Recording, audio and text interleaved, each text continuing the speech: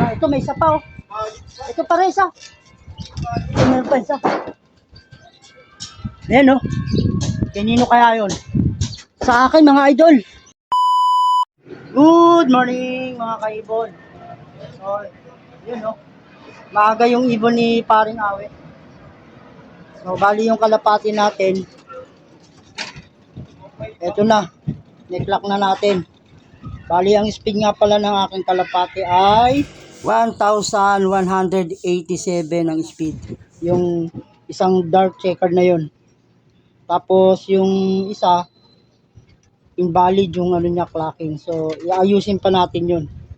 So, ayan mga idol, oh.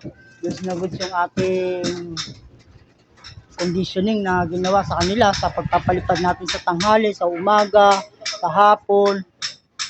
So, okay na okay yung clocking nila ng karanglan. May speed.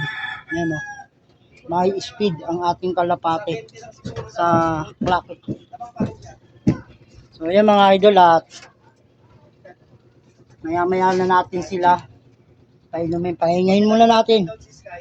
Pagpapahingahin muna natin yung ating kalapate. At maya-maya painumin natin sila ng tubig na may oregano. Kukuha tayo ng oregano. So, yun yung ating kalapate, goods na goods. At ito mga idol, painumin na natin no.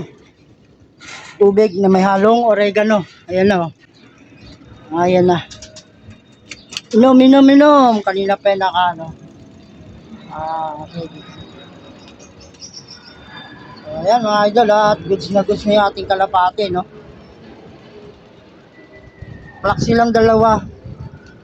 Ayos na ayos yung ating pagkakakondisyon ng Biyernes. Ito may oregano yan. So bali bibigyan naman natin sila ngayon ng patuka. Yan mga idol, ito na yung kalapati natin at binigyan na natin ng patuka. Mayroon siyang parakit mix over seeds na halo. So, pasalubong natin sa kanila pagkatapos natin silang painumin ng tubig na may oregano. Yan, bird seeds. At saka konting hard na patuka na plier. At goods na goods naman yung ating kalapate, no? At tumutuka-tuka na sila. Okay na okay yan. Ibig sabihin yan, maganda pa yung kanilang kondisyon. So, abangan na lang natin kung anong mangyayari sa susunod na loading o sa kanila kung ano yung galawan nila bago i-load ng second lap.